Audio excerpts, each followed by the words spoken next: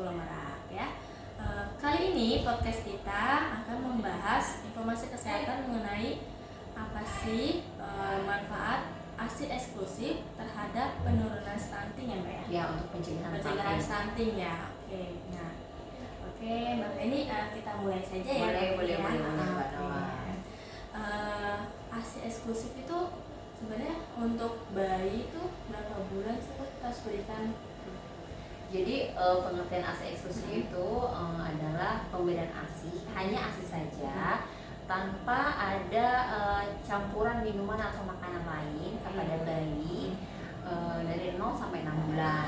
Jadi walaupun termasuk air putih itu nggak boleh gitu. Jadi pure hanya ASI eksklusif, kecuali obat ya, obat sirup misalnya yang diminum gitu. Jadi itu pure ASI eksklusif. Jadi hanya ASI saja yang diberikan kepada bayi 0 sampai 6 bulan. 0 sampai 6 bulan. Ya, betul. Kalau untuk pencegahan stuntingnya itu seperti apa sih Mbak? Iya.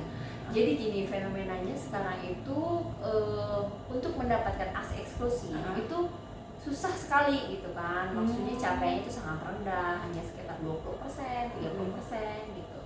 Karena keberhasilan menyusui itu mungkin sekarang banyak sekali ya faktornya sehingga seorang ibu itu tidak berhasil untuk menyusui.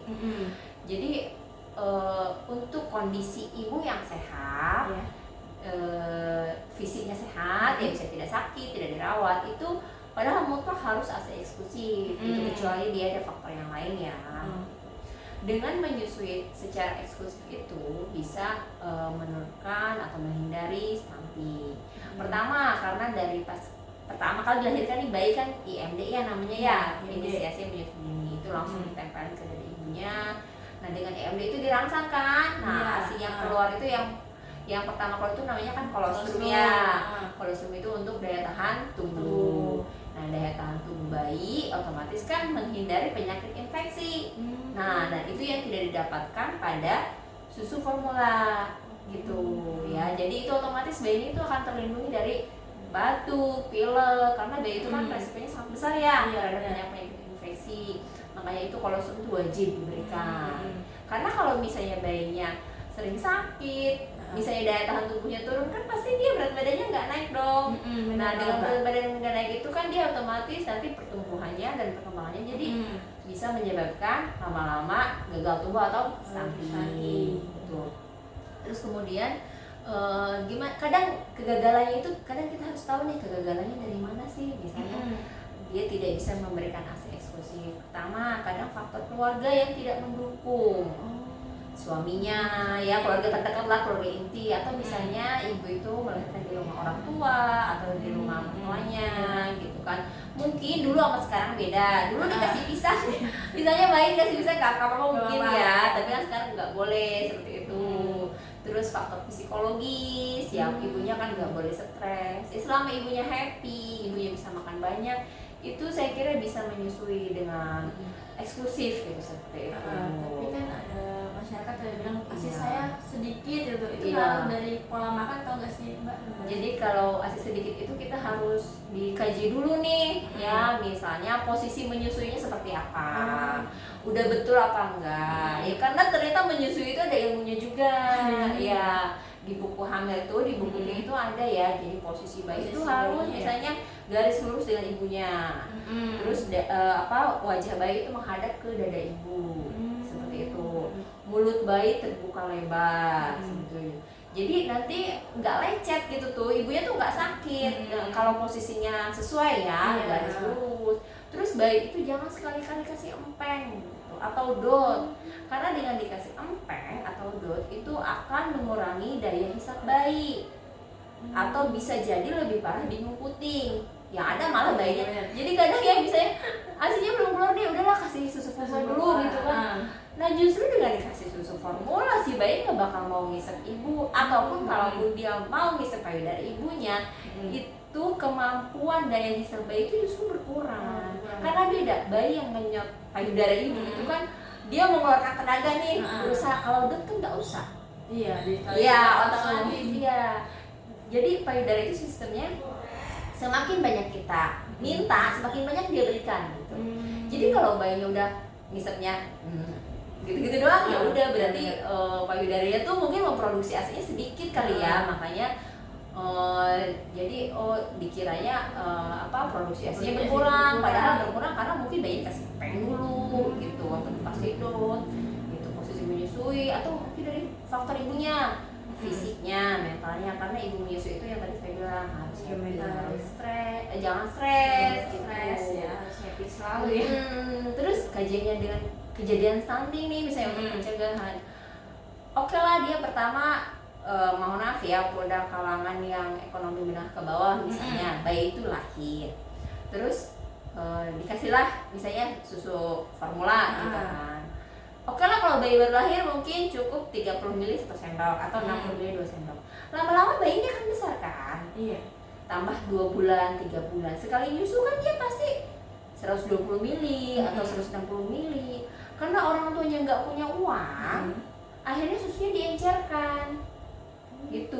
Bisa jadi diencerkan. Iya, takarannya tidak sesuai.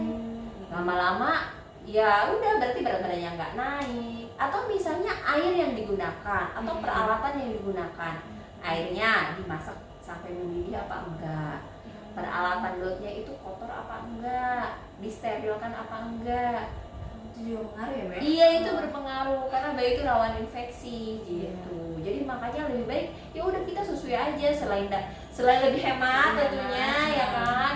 Terus juga mendapatkan kolostrum, kekebalan anaknya lebih jadi ya. Kalau misalnya nih anak kita sakit pilek nih hari ini, itu ASI yang diproduksi juga khusus untuk bayi yang pilek. Jadi sistem tubuh itu udah menyesuaikan. Warna ASI itu beda-beda atau sama nggak sih, Mbak? Kalau warna ASI sih kalau awal-awal biasanya kuning karena ada kolostrum. Lama-lama jadi ASI matur, ASI yang matang. Itu warna putih susu. Ya itu biasanya di atas sekitar 2 mingguan sih. 2 mingguan seperti itu. Kalau warna ASI tidak berpengaruh ya. Tapi kalau aroma, mungkin bisa ibunya hari ini makan agak pedas ya, aromanya ada pedasnya gitu. Tapi aroma aja sih, iya gitu. Karena bayi kadang bisa merasakan ibunya makan apa hari ini. Tapi kalau ibu menyusui, apa katanya orang di kampung bilangnya katanya, maaf ya Bu ya, katanya kalau kamu nggak boleh makan pedas kalau ibu menyusui. Boleh nggak sih sebenarnya kalau ibu menyusui makan pedas? Ya boleh-boleh aja sih sebetulnya, cuma nanti aromanya ya ada cabai-cabainya mungkin. Tapi menyebabkan diare pada bayi itu enggak.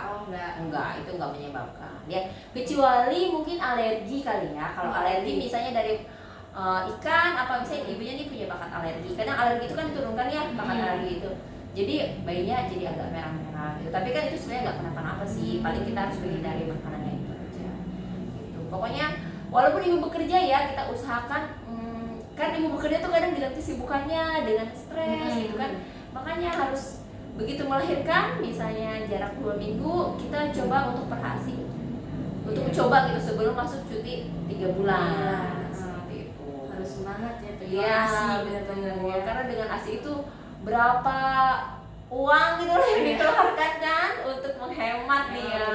Apalagi kan susu formula kan barang-barangnya impor ya. Iya. Gitu. Apalagi sekarang kita kan misalnya kalau inflasi sebagainya kan pasti naik juga harganya kan. Makanya untuk kalangan menengah ke bawah tuh ya memang gimana stuntingnya nggak tinggi gitu, ASI-nya aja nggak nyampe 6 bulan, udah gitu dicampur dengan ya susu formulanya nggak kebeli, yang ada malah anak-anaknya malah jadi. Tapi di Pulau Merapi stuntingnya gimana, Mbak?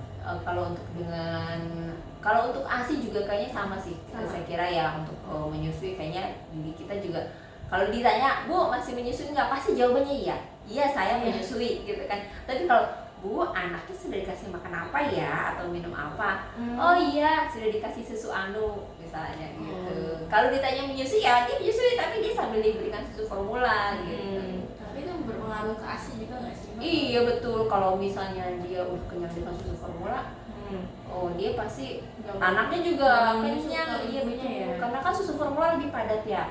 Kalau bayi ASI itu beda ya, bayi ASI itu dia buang air besarnya itu sedikit-sedikit gitu ya.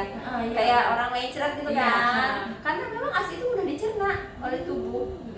Mudah dicerna, proteinnya lebih mudah dicerna. Kalau susu formula kan agak berat ya. Bayi harus bekerja ekstra gitu untuk mencerna protein yang dari susu formula. Kadang BAB-nya keras seperti itu. Pokoknya kalau misalnya kita ingin menilai ASI kita cukup apa enggak, Kan ibu punya KMS nih, buku hamil. Pertama dari kenaikan berat badan minimal, di situ ada. Saya bayi 1 bulan itu harus naiknya berapa gram. Itu ada di situ. Nah, di bawah grafik KMS itu ada namanya KBM. Sama hitung pipisnya selama 24 jam itu minimal 6 kali gitu. Insya Allah itu aman.